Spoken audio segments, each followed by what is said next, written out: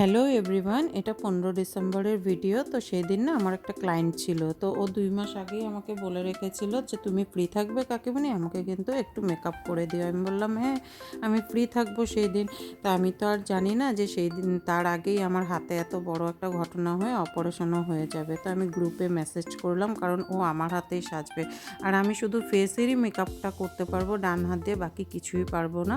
তো গ্রুপে সবাই মোটামুটি বললো এসে হেল্প করবে। তো মমতা তো সবসময় আমার সাথেই থাকে, তাই আমি ভাবলাম এবার মমতা একা পারবে না, তাই আরেকজনকে বলি। তো বললাম যে আমার একদম বাড়ির কাছে আসো, সে আসলেই হবে। তো দেখো ফেস মেকআপটা শুধু আমি করেছি, বাদবাকি হেয়ার স্টাইল, শাড়ি পরানো, নেল লাগানো, জুয়েলারি সমস্ত ওরা দুইজন মিলে করেছে।